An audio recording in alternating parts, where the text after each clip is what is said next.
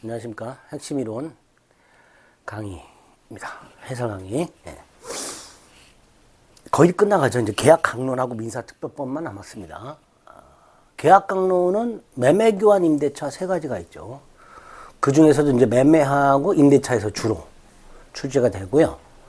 교환 계약은 기출문제 보시면 알겠지만, 교환 계약 자체에 관한 내용이라기보다는 쌍무계약이니까 동시환변권하고 위험부담, 그 다음에 유상계약이니까 담보책임, 이런 것들을 교환계약으로 물어보는 경우가 많다, 이렇게 생각하시면 돼요. 중요한 게 매매하고 임대차입니다. 그 중에서도 매매가 조금 더 중요해요. 임대차가 더 중요한데 사실은 계약으로 보면 문제는 매매가 조금 더 많이 나옵니다. 다행이죠. 임대차보다 양이 좀 적어요. 자, 매매는 첫째, 매매 계약의 성립과 관련해서 매매 예약 이거 하나 정리하셔야 되고요. 두 번째로 계약금, 대단히 중요합니다. 계약금 아주 중요하다. 그다음 매매 계약의 효력이라고 해서 매매 계약을 하면 당사자인 매도인과 매수인에게 어떤 권리와 의무가 생기는가, 그거와 관련된 조문이 몇 개 있어요. 그 조문을 좀 암기하실 필요가 있고요. 그 다음에 이제 담보 책임이 문제가 됩니다. 이거 대단히 내용이 많고 어렵습니다. 거의 한 문제가 출제가 되긴 하는데 내용이 많고 어렵기 때문에 수험생들이 대단히 곤란해 하시는 파트입니다. 우리 이제 간단하게 정리합니다. 환매라는 게 나옵니다. 이렇게 딱 매매에선 어디에서 출제가 되는가를 틀을 딱 잡고 그 부분을 집중해서 살펴봐 주시면 됩니다. 임대차는 우리 잊었던 이제 존속계약 및 갱신 파트가 하나 나오고요. 그 다음에 임대차 계약의 효력이라고 해서 임대인의 권리 의무, 임차인의 권리 의무가 나오는데 그 중에서 임대인의 의무가 중요하고 그 중에 현상 유지 수선 의무가 중요합니다. 임차인의 권리가 중요하고 권리가 4개가 나옵니다. 임차권, 비용 상환 청구권, 부속물 매수 청구권, 지상물 매수 청구권. 이 각각이 어떠한 권리인지, 그 중에서도 특히 지상물 매수 청구권이 대단히 중요합니다. 그다음에 임차인의 의무 중에서 이제 차임과 관련된 것들 조문 몇 가지 확인하시면 되고요. 조금 까다로운 임차권 양도와 목적물 전대 법률 관계가 나옵니다. 특히 이제 임대인의 동의를 받지 아니한 임차권 양도 또는 목적물 전대라고 해서 임차권의 무단 양도, 목적물의 무단 전대의 법률 관계를 좀 조심하시면 되고요. 여기는 없지만 이제 보증금과 관련된 게 가끔 출제가 됩니다. 이런 식으로 계약 강론은 어디서 출제가 많이 되는가를 먼저 딱 체크하시고 그 부분을 집중해서 봐주시면 되겠습니다. 자, 그럼 매매부터 보겠습니다. 자, 매매는 첫 번째 뜻. 자, 뜻을 기억해야 이 뜻 속에 매매 계약의 목적이 나옵니다. 자, 매매 계약은 당사자 일방, 매도인이라고 부릅니다. 매도인. 이 재산권을 이전해 줍니다. 상대방은 매수인이라고 하죠. 상대방은 뭘 줘야 돼요? 대금을 지급해야 되겠죠. 그것을 약속하는 거예요. 매도인은 재산권을 넘겨주겠다, 매수인은 대금을 지급하겠다 라는 것을 약속함으로써 성립하는 계약을 말하게 됩니다. 자, 계약을 하게 되면 매도인, 매수인, 양당사자 모두 채무가 생기니까 쌍무죠. 이행이 끝나면 주고받았으니 유상이 되겠죠. 약속만으로 성립하니까 낙성계약이죠. 구두로 해도 되고 계약서 써도 되고 방식에 제한이 없으니 분류식이죠. 한 번의 이행으로 계약의 이행이 완료가 되는 게 보통이니까 일시적 계약이 됩니다. 그래서 유상, 쌍무, 낙성, 분류식, 일시적 계약 이렇게 됩니다. 유상, 쌍무, 낙성, 분류식, 일시적 계약. 계약의 뜻, 매매 계약의 뜻만 알면 그 계약의 성질이 쫙 이렇게 나오게 돼요. 유형이 어디에 속하는가가 나오게 됩니다.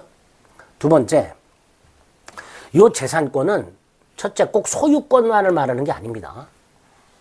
우리 매매하면 꼭 물건을 사니까 소유권 취득만 생각하시는데 그게 아니죠. 지상권 양도할 수 있죠. 전세권 양도할 수 있죠. 채권 양도할 수 있죠.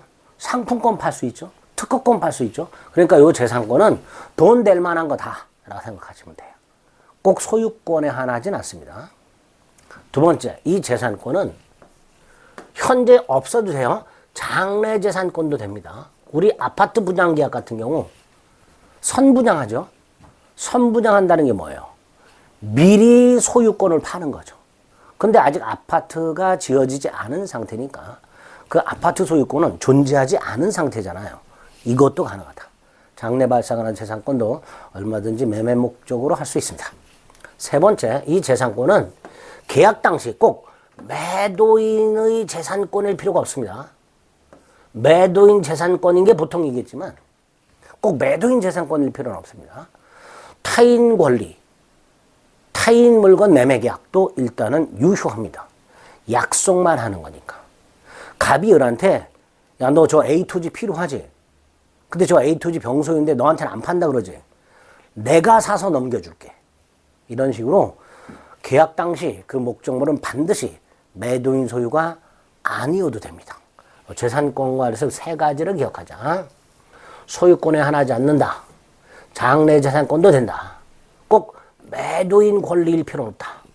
타인 물건, 타인 권리 매매 계약도 유효하다. 반면에 매수인은 대금 지급을 약속하는데요. 이 대금은 반드시 금전이어야 됩니다. 반드시. 만약에 금전이 아닌 경우 갑이 을에게 A 토지를 넘겨주면서 을은 갑에게 1억 플러스 자동차를 넘겨주기로 했다. 그럼 이거는 매매가 아니라 교환이 됩니다. 그래서 매매 계약이라면 상대방이 약정하는 대금, 상대방이 지급을 약정하는 대금은 반드시 금전일 것 잊지 마세요. 자, 매매 계약의 뜻과 특징에서 기억하셔야 될 몇 가지 내용들입니다.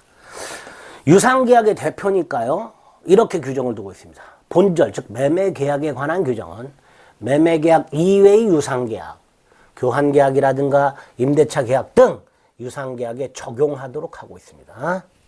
그래서 담보 책임 같은 것들이 다른 계약에 준용이 되도록 하고 있습니다. 자, 말씀드린 거 정리. 유상 쌍문 낙성 분료식 일시적 계약이고요. 타인 권리 매매도 유효하고요. 장래 재산권도 목적이 될 수 있고요. 반대급부는 반드시 금전에 한한다라는 거 다시 한번 확인합니다. 자, 매매계약이 성립. 자, 매매계약이 성립하려면요. 목적이 합치하면 되죠. 목적이 뭐예요? 재산권 이전과 대금 지급이죠. 아까 매매계약이 뭐였어요? 매도인은 재산권 이전을 약정하고 매수인은 대금 지급을 약정하니까 무엇을 여기에 해당되는 게 매매계약의 목적이죠. 그래서 매매계약의 목적이란 재산권 이전과 대금 지급, 이게 매매계약의 목적입니다. 따라서 매매계약이 성립하려면 이 목적만 일치하면 되는 거죠. 목적 이외 사항 뭐가 있어요? 대표적으로 대금 지급 시기, 대금 지급 장소, 목적물 인도 장소, 인도 방법, 대금 지급 방법 이런 것들. 채무 이행 시기, 재산권 이전이나 대금 지급에 대한 시기, 방법 어떻게 넘겨주는가, 장소 어디서 넘겨주는가, 이런 것들은 목적이 아니잖아요. 매매계약의 목적은 다시 한번 재산권 이전과 대금 지급이 목적이에요. 그러니까 이것만 합치하면 매매계약은 성립하게 되는 겁니다. 그래서 목적 이외 사항에 대해서는 반드시 합치가 있을 필요가 없죠. 또 하나 우리가 민법 총칙에서 봤던 거, 그 목적, 재산권 이전과 대금 반드시 계약 당시에 구체적으로 특정, 이 특정이 뭐예요? 확정이죠. 확정되어 있을 필요는 없고 그 확정할 수 있는 방법과 기준이 마련되어 있으면 충분하다. 우리가 민법 총칙에서 봤던 거죠. 법령의 목적의 확정성. 법령의 목적은 법령이 당시에 확정되어 있거나 나중에 확정할 수 있으면 좋겠다 그랬으니까 2번 판례도 꼭 좀 기억을 해 두시기 바랍니다. 자, 매매계약의 성립관에서 두 가지 제도가 나오는데요. 하나가 매매예약인데요. 뒤에 나오는 계약금보다는 조금 중요도가 떨어지기는 하지만 이것도 대단히 자주 출제되는 부분입니다. 자, 일단 매매예약이란 건 뭐냐? 갑과 을이 1월 10일 날 만나가지고 갑소유 A 토지를 1억에 매매하는 계약을 하는 게 아니고요. 1월 10일 날 만나가지고 각과 을이 합의를 해요. 뭐라고 합의하냐면, 야, 우리 언제까지예요? 오늘이 아니고요. 언제까지 내 땅 A 토지를 1억에 매매하는 계약을 하자.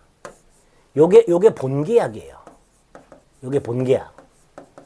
근데 1월 10일 날 본계약을 하는 게 아니라 1월 10일 날 본계약을 하는 게 아니라 1월 10일 날 만나가지고 예를 들어서 우리 6월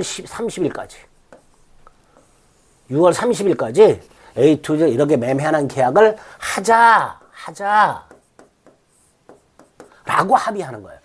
우리가 실무적으로 흔히 말하는 가계약 비슷한 겁니다. 우리 식당 예약 같은 거 생각해보세요. 식당에서 계약하는 게 뭐예요? 음식 주문하고 먹고 돈 내는 게 식당 계약이잖아요. 그죠? 근데 그걸 미리 예약하는 거예요. 일주일 뒤에 가겠다. 이런 거하고 비슷한 거예요. 당장 본계약을 하는 게 아니라 언제까지 본계약을 할 것을 계약. 합의가 계약이잖아요. 이런 걸 매매 이야기라 합니다. 당사자 사이에 장차 본계약을 체결할 것을 미리 약속하는 계약을 매매 예약이라고 하게 됩니다. 이 매매 예약은 총 4가지 유형이 있습니다. 편무예약, 쌍무예약, 일방예약, 쌍방예약 이렇게 4가지 종류가 있는데요. 몰라도 됩니다. 우리 민법은 일방예약만 규정해 두고 있습니다. 일방예약만 규정하고 있어요. 따라서 일단 예약을 하게 되면 일방예약으로 추정을 해버립니다. 왜? 우리 민법은 일방예약만 규정을 두고 있기 때문에 매매예약은 일방예약으로 추정을 하는데요. 그럼 일방예약은 뭐냐? 자, 좀 전에 각과 을이 1월 10일 날 만나가지고 6월 30일까지 본계약을 하기로 약속을 했어요. 이렇게 약속을 하면서 두 번째, 둘 중 한 사람한테만 예약 완결권이라는 둘 중 한 사람한테만 예약 완결권이라는 형성권을 줍니다. 형성권. 일방적 권리. 둘 중 한 사람한테만. 이때 이 예약 완결권이라는 게 뭐냐? 564조에서 말하는 매매를 완결할 의사를 표시. 이게 예약 완결권이에요. 표시하는 권리. 매매를 완결할 의사를 표시하는 권리인데 매매를 완결할 의사를 일방적으로 표시하는 거예요. 일방적으로. 이렇게 매매를 완결할 의사를 일방적으로 표시하면 상대방 동의를 받을 필요 없이 본계약이 체결됩니다. 이게 예약 완결권이에요. 그런 예약 완결권을 한 사람한테만 주는 게 일방예약이다. 그래서 각과 을이 1월 10일 날 만나가지고 6월 30일까지 A 토지를 1억에 매매하는 계약을 합시다. 라고 예약을 하고 두 번째, 을에게 예약 완결권을 준다. 그럼 일방예약이죠.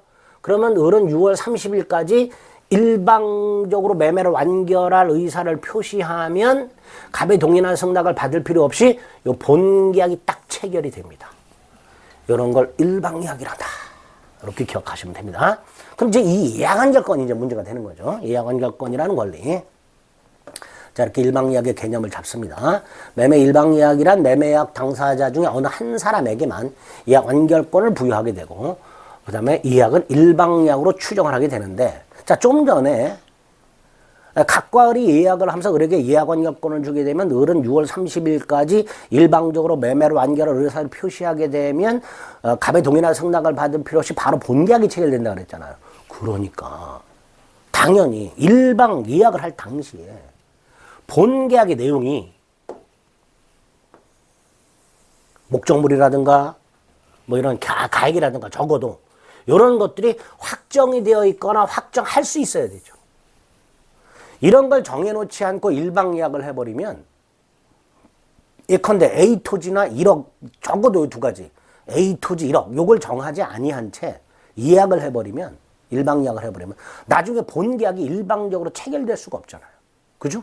목적물을 정하지 않았기 때문에. 그래서 일방예약이 성립하려면 그 일방예약 당시에 본계약의 내용이 되는 목적물과 가액 정도는 적어도 확정되어 있거나 나중에 확정할 수 있는 기준이 마련이 되어 있어야만 일방계약이 성립할 수 있게 되겠죠. 상식의 문제죠. 그 다음에 중요한 예약완결권이 나왔습니다. 예약완결권이란 상대방의 승낙 없이 당사자의 일방적 의사표시에 의하여 본계약을 성립시키는 권리라고 그랬죠. 일방적 권리라고 그랬습니다. 형성권입니다. 두 번째, 당연히 재산권입니다. 재산권이란 말이 나오면은 양도 상속 기억하시고요. 양도할 수 있고 상속될 수 있고. 그 다음에 예약완결권자의 채권자가 대신 행사할 수도 있고요. 예약완결권자가 대리인에게 수권을 해서 대리인을 통해서 행사할 수도 있습니다. 이게 예약완결권입니다. 재산권이고 재산권이란 말이 나오면 네 가지. 양도, 상속, 대리, 대위, 가능. 딱 이렇게 머릿속에 넣으세요. 재산권이란 말이 나오면 양도, 상속, 대리, 대위, 가능. 이렇게 기억하시면 됩니다. 일방적 권리니까 예약 의무자, 상대방을 말하는 거죠. 아까 을에게 예약완결권을 줬을 때 갑을 말하는 거예요. 상대방. 동의 필요 있다 없다? 없다. 없다. 이건 이제 오타고요. 없다. 그 다음에 3번은 부동산 매매 예약완결권은 가등기 할 수 있다. 아까 1월 10일 날 만나가지고 을이 6월 30일까지 매약완결권을 행사할 수 있는 권리를 줬을 때 을이 6월 30일 날 예약완결권을 행사해서 매매계약을 하게 되면 바로 을은 갑에게 넘기라고 요구할 수 있는데 중간에 갑이 팔아먹는 경우가 생길 수 있잖아요. 그럴 수 있잖아요. 병한테 팔아먹으면 을은 6월 30일 날 예약완결권을 행사하더라도 취득을 못하는 경우가 생길 수 있죠. 그러니까 을이 미리 예약완결권을 행사했을 때 발생하는 이전 등기 청구를 미리 뭘 통해서? 가등기를 통해서 그 순위를 확보해 둘 수도 있다. 부동산, 매매, 예약, 완결권 뭐 할 수 있다? 가등기 할 수 있다. 그 다음 이 형성권 같은 것들은 언제까지 행사하는가의 문제가 생겨요. 자, 이 형성권 행사 기간은 당사자가 약정할 수 있어요. 약정할 때 법에서 기간을 제한하는 게 있습니다. 나중에 보시겠지만 환매권 같은 것들, 취소권 같은 것들. 취소권은 어땠어요? 법률행위 한 날부터 10년, 추인할 수 있는 3년 이렇게 되어 있어요.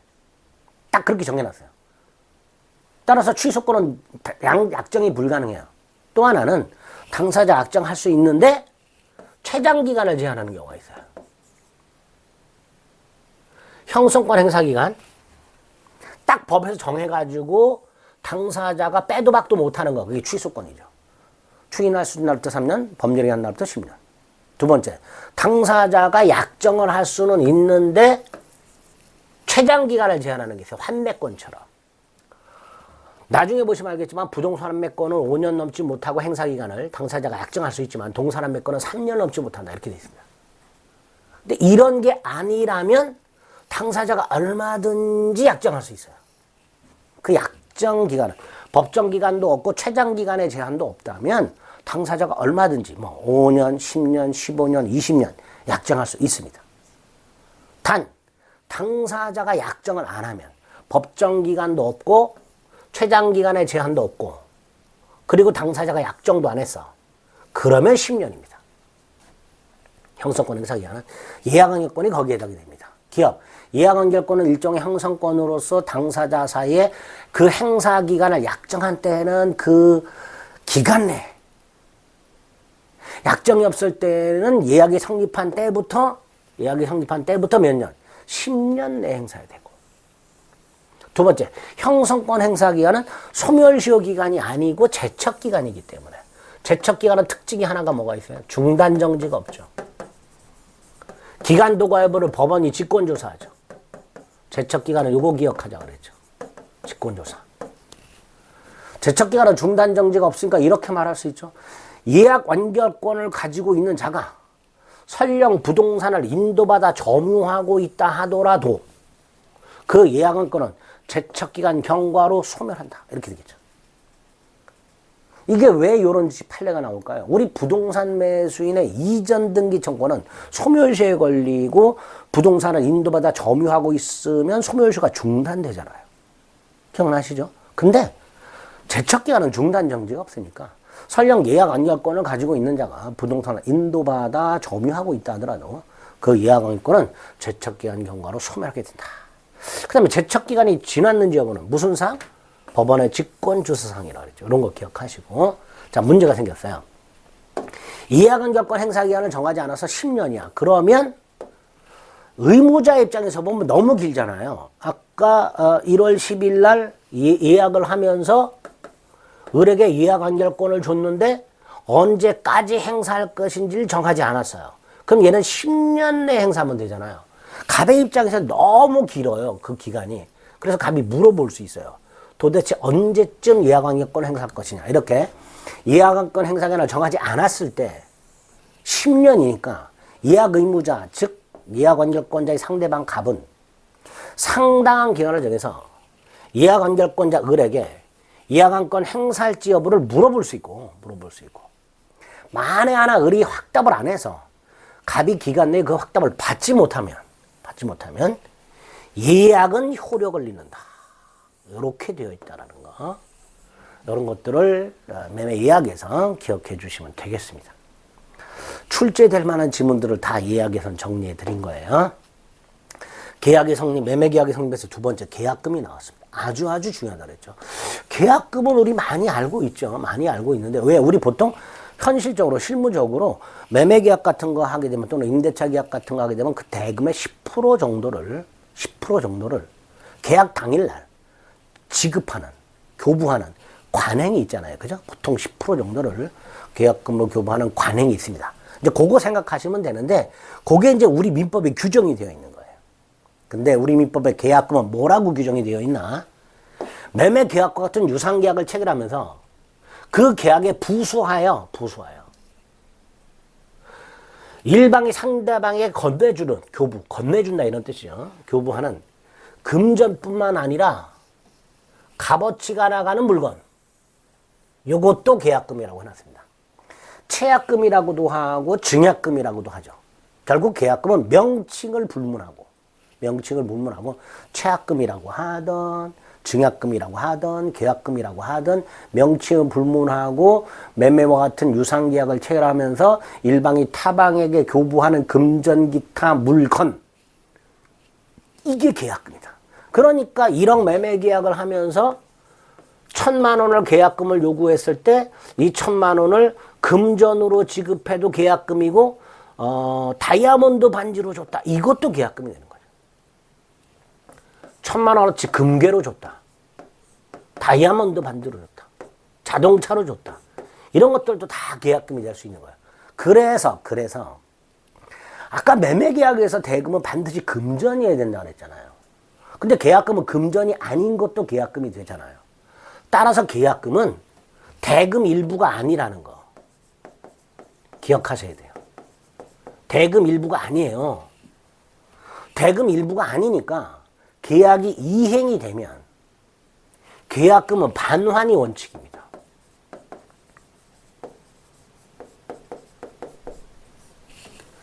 계약금은 대금의 일부가 아니다. 이거 이해하셔야 돼요. 우리 일반 상식하고 달라요. 우리 보통 일반적으로는 금전으로 계약금을 지급하고 나중에 대금에 충당하잖아요. 그래서 사람들은 계약금이 대금의 일부라고 착각을 하고 있는 거예요. 근데 계약금은 대금의 일부가 아니어서 계약이 이행되면 반환이 원칙입니다. 다만 계약금을 금전으로 교부했을 때 보통 대금에 충당하죠. 요거는 우리 대법원이 하면 관행에 불과하다. 관행.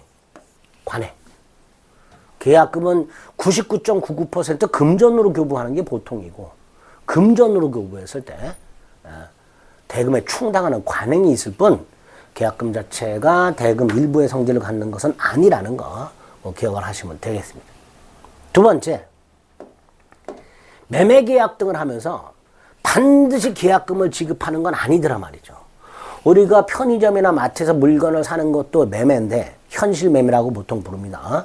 계약과 이행이 동시에 이루어진 걸 현실매매라고 하는데 편의점이나 마트에서 물건을 살 때는 계약금을 줘본 적이 없잖아요. 그러니까 반면에 계약금을 주고 받으려면 매매계약 플러스 별도로 계약금을 주고 받는 약정을 해야 되는 거예요.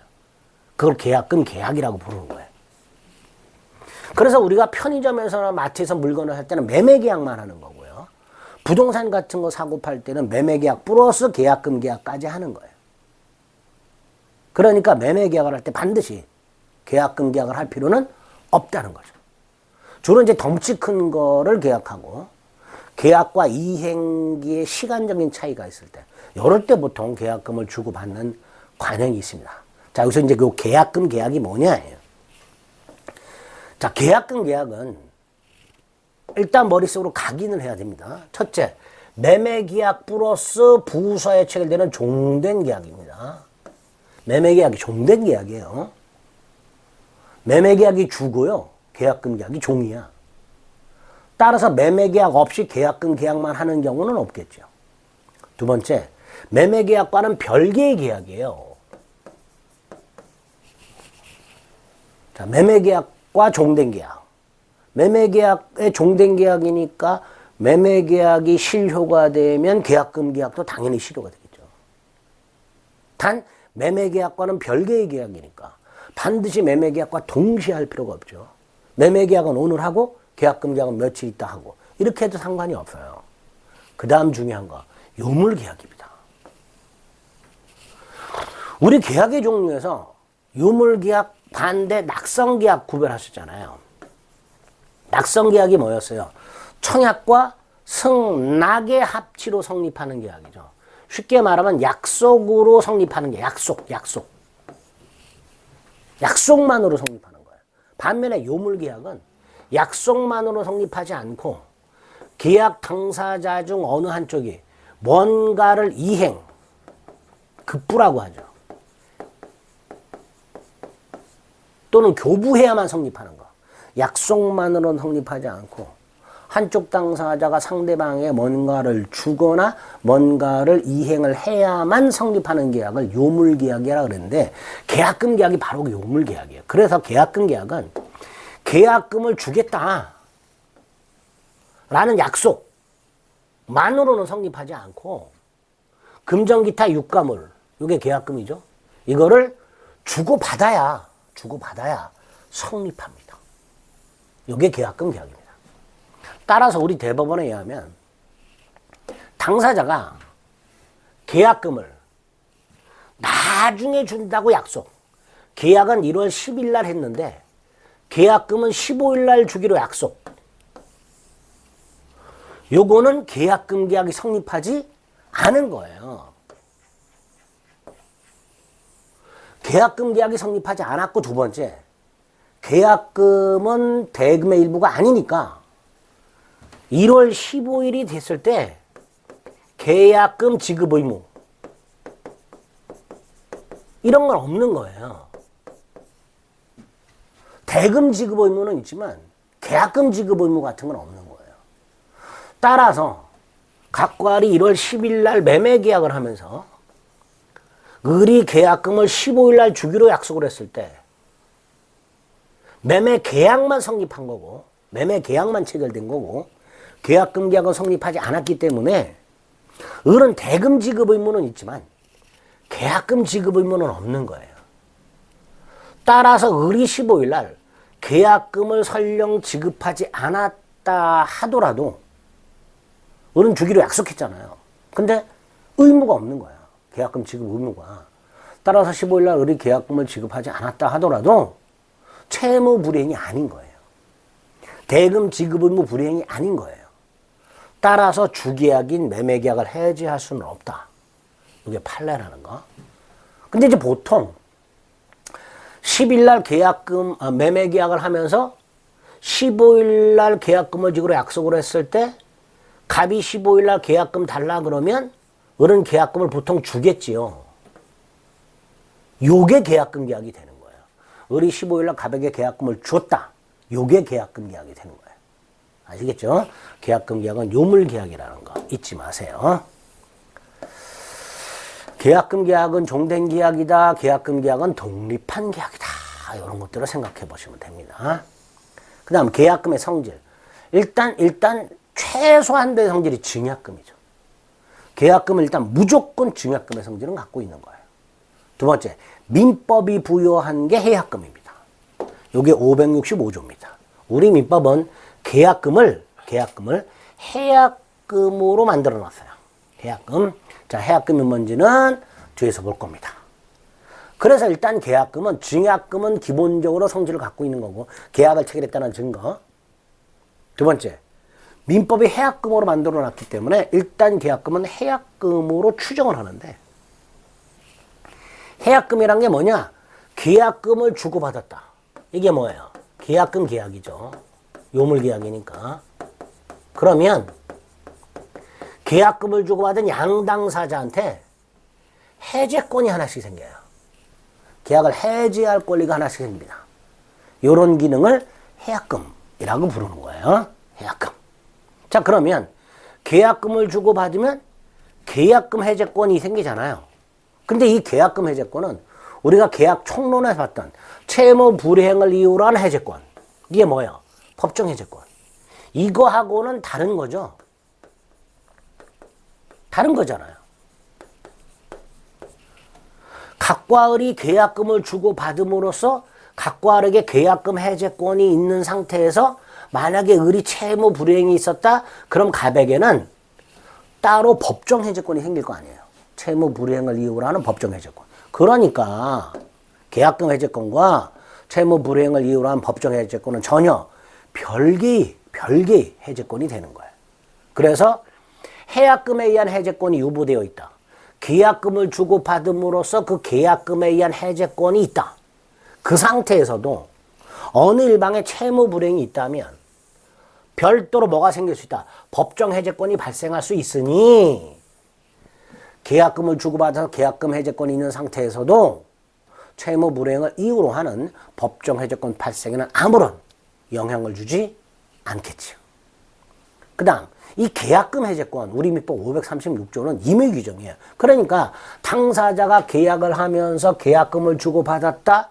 그 계약금을 주고받으면서 야, 우리 계약금 해제권은 행사하지 말자. 약정 얼마든지 할 수 있게 됩니다. 536조는 임의 규정이기 때문에 계약금 해제권을 배제하는 약정은 얼마든지 유효하고, 따라서 계약금 해제권을 배제하는 약정을 했다면 더 이상 계약금 해제권은 행사할 수가 없습니다. 그 다음에 조금 중요한 게 위약금 또는 위약계약금이라고 부르는 건데요. 당사자가 1억의 매매 계약을 하면서 1,000만 원을 계약금을 줬다. 이게 계약금 계약이다. 그러면서 특약을 한다. 뭐라고 특약을 하느냐? 매수인이 잔금을 지급하지 아니하면 계약금은 반환하지 않는다. 계약금은 몰수한다. 이런 식으로 계약금을 주고받으면서 그 계약금을 계약 위반과 결부시켜서 몰수하기로 하는 특약. 이런 특약을 했을 때 위약금이 됩니다. 여기서 꼭 기억해야 될 거. 계약금이 위약금이 되려면 반드시 그 계약금을 위약금으로 하는 특약이 있어야 됩니다. 따라서 판례, 만약에 매매와 같은 유상계약을 체결하면서 계약금을 주고받았어요. 이게 뭐예요? 계약금 계약. 그런데 이 계약금을 위약금으로 하자라는 특약이 없어요.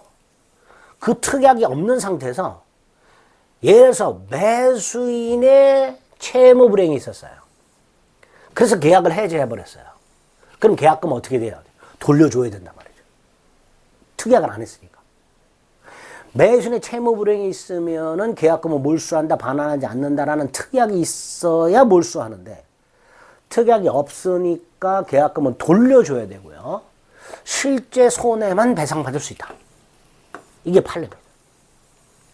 그래서 특약이 없는 이상 위약금이 당연히 손해배상으로서 갑에게 귀속되는 것은 아닙니다. 자, 반드시 특약이 있을 것. 자, 두 번째, 위약금 특약을 했어요. 그럼 그 위약금은 두 가지 중에 하나예요. 하나가 손해배상액의 예정이라는 놈이고, 또 하나가 위약벌이라는 놈입니다. 어떤 차이가 있냐? 손해배상액의 예정이라면 계약금 몰수로 끝. 계약금 몰수로 끝. 추가적인 손해가 있다 하더라도 그 손해배상을 청구할 수가 없어요. 반면에 위약벌이라면 계약금을 몰수하고 따로 손해가 있으면 또 손해배상을 청구할 수가 있습니다. 이런 차이가 있어요. 손해배상액의 예정인지 위약벌인지는 특약 내용으로 구별이 가능합니다. 만약에 구별이 불가능하다면 손해배상액의 예정으로 추정을 해버립니다. 문제가 생겼어요. 계약금을 1,000만 원을 주면서 위약금 특약을 했고 이게 손해배상액 예정인지 위약벌인지가 불분명해서 손해배상액의 예정으로 추정을 했는데 실제로 갑에게는 손해가 10만 원이 생겼어. 손해가 10만 원 생겼는데 1,000만 원을 몰수해버려. 그러면 이 손해배상액의 예정, 그 예정된 액수가 부당하게 과다하잖아요. 이럴 때 법원은 적당히 감액할 수 있도록 해놨습니다. 부당히 과다할 때만. 과소할 때는 증액을 못해요. 갑에게 손해가 1억이 생겼어. 손해배상의 예정이야 1,000만 원을 몰수했어. 추가적으로 9천만 원을 청구를 못해. 갑 억울할 거 아니에요. 그런데 그렇게 부당하게 과소하더라도 증액은 안 되고 부당히 과다할 때만 적당히 감액할 수 있도록 해놨습니다. 이런 걸 위약금이란다. 위약금. 자, 그럼 이제 우리 민법상 해약금을 봅니다. 565조. 매매 당사자 일방이 계약 당시에 금전 기타 물건을 계약금, 보증금 등의 명목으로라고 되어 있으니까 명칭 불문 하고 계약 당시 금전 기타 물건을 상대방에게 교부하면 교부한 때예요. 교부할 것을 약정한 때가 아닙니다. 교부한 때. 줘야 돼요, 계약금은. 그래야 565조가 적용되는 거예요. 당사자 간에 다른 약정이 없다면 다른 약정 할 수 있는 거예요. 이게 뭐예요? 포기약정. 계약금 해제권 행사하지 않는다는 약정 할 수 있는데 그게 없다면 해제할 수 있다. 어떻게? 당사자 일방이 이행에 착수할 때까지 준 사람은 포기하고 받은 사람은 배액을 상환하고 계약을 해제할 수 있도록 해놨습니다. 551조 규정이라고 되는데 이게 뭐예요? 손해배상 규정이죠. 우리가 계약 총론에서 봤던 거. 계약의 해지는 손해배상 청구에 영향을 미치지 아니한다라는 규정을 여기엔 적용한다 안 한다. 안 하니까 계약금 해제의 경우에는 손해배상은 청구하지 못하는구나 이렇게 되겠죠. 어쨌든 이게 해약금에 관한 규정이고 이걸 이제 해석을 해보는 거예요. 계약금이 교부되었을 때 565조에 의해서 양당사자에게 해제권이 발생하며 이 해제권은 당사자 일방의 이행에 착수할 때까지만 그러니까 당연히 한 사람이라도 이행에 착수하면 계약금 해제는 불가능한 거죠. 그럼 여기서 포인트가 뭘까요? 이행 착수가 뭐냐 도대체.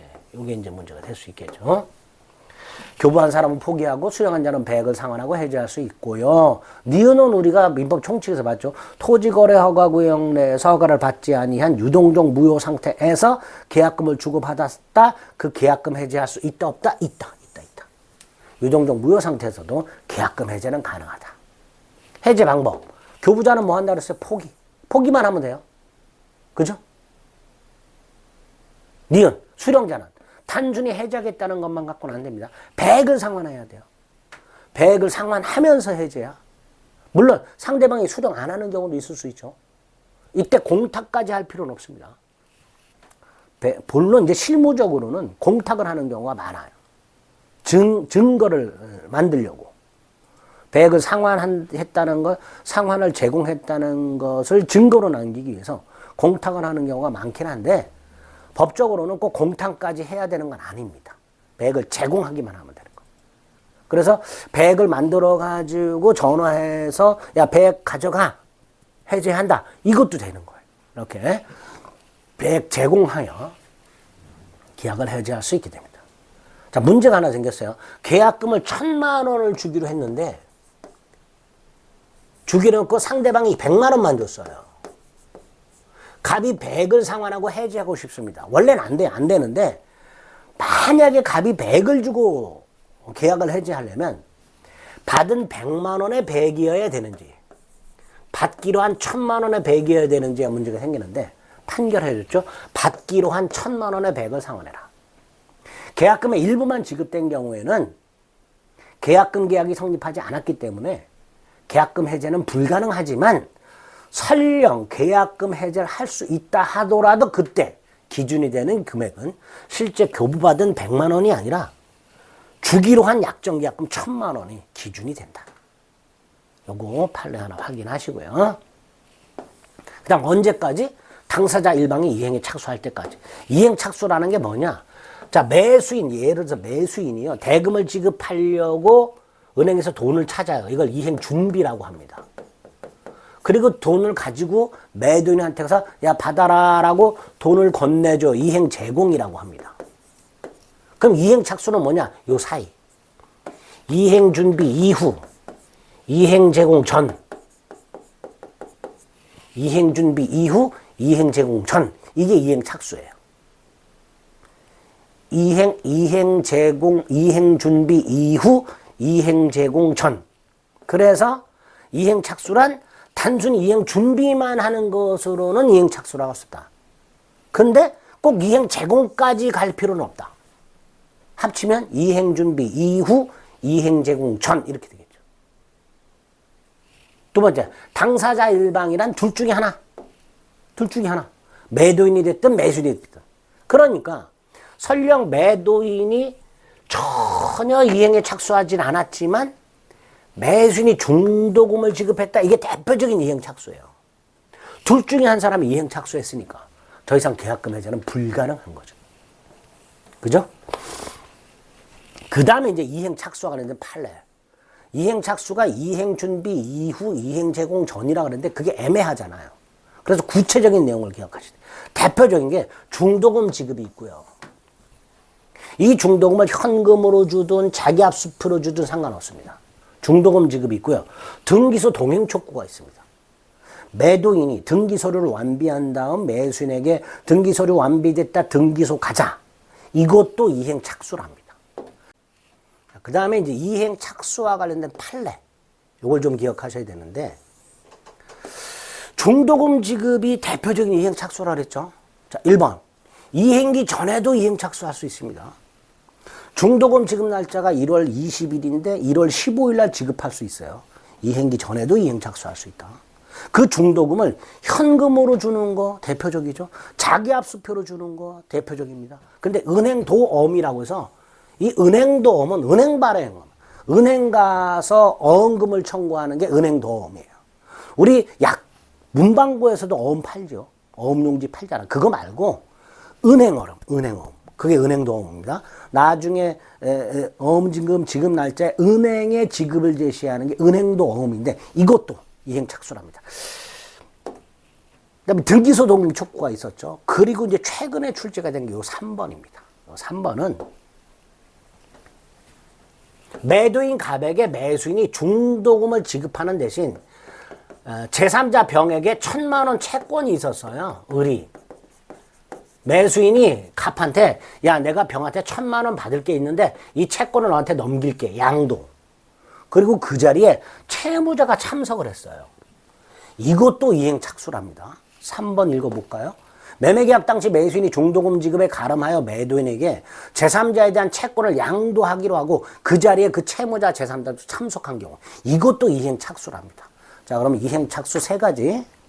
중도금 지급, 현금 자기압수표, 은행도엄, 등기소 동행 촉구, 채권 양도 플러스 채무자 동행. 이런 것들이 이행착수가 되는 거예요. 반면에 이행착수가 아닌 게 두 개입니다. 이거 또 기억해야 돼요. 계약금만 주고받은 상태에서 매도인이 매수인에게 잔금 내놔 라는 소송을 제기. 이건 이행착수가 아니다 라는 게 판례고요. 그 다음에 토지거래 허가구역 내에서 토지거래를 하면서 계약금을 줬고 그 후에 당사자가 토지거래 허가를 신청하거나 엔드 허가를 받았다. 이것도 이행착수가 아니죠. 계약금만 수사한 상태에서 토지거래 허가를 받거나 토지거래를 신청한 것만으로는 이행착수라고 볼 수가 없다.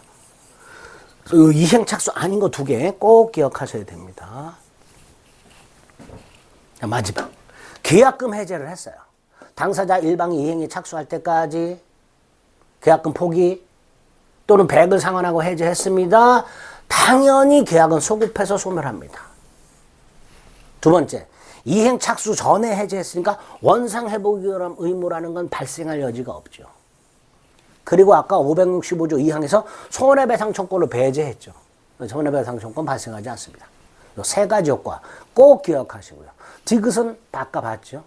계약금 주고받아서 계약금 해제권이 있는 상태에서 어느 일방의 채무 불이행이 있다. 계약금 해제가 아닌 법정 해제할 수 있죠. 법정 해제하면 그때는 당연히 손해배상 당연히 청구할 수 있는 거고요. 반면에 계약금 해제를 하지 아니한 채 계약이 이행되었다. 처음에 말씀드렸죠.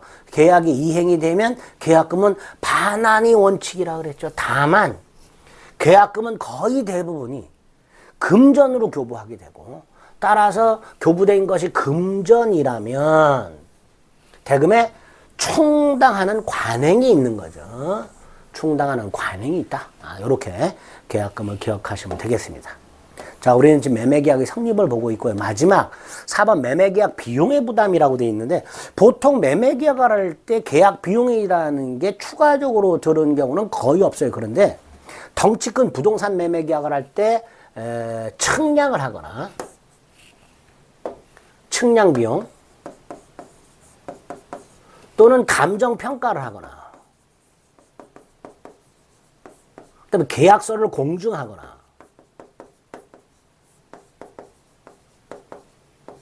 공증사무실 가서 작성하는 거죠. 이런 비용들 측량 비용, 감정평가 비용, 계약서 작성 공증 비용 같은 것들 이걸 누가 부담하느냐의 문제가 있을 수 있죠. 당사자가 약정하면 되겠죠. 근데 약정이 없을 때 어떻게 한다? 쌍방이 균분해서 부담하라. 싸우지 말고 균분 부담하라. 조심할 거 부동산 이전 등기 비용 이건 계약 비용이 아니죠. 그래서 계약 비용 세 가지 기억하는 거예요. 측량 비용, 감정평가 비용, 계약서 작성 공증 비용 세 가지. 약정이 없으면 균분 부담. 이 정도를 매매계약의 성립에서 봐주시면 됩니다. 매매 예약하고 계약금 그중에 계약금이 대단히 중요하다 그랬습니다. 매매 효력, 매도인과 매수인의 권리 의무 이건 시간을 좀 달리해서 살펴보도록 하겠습니다.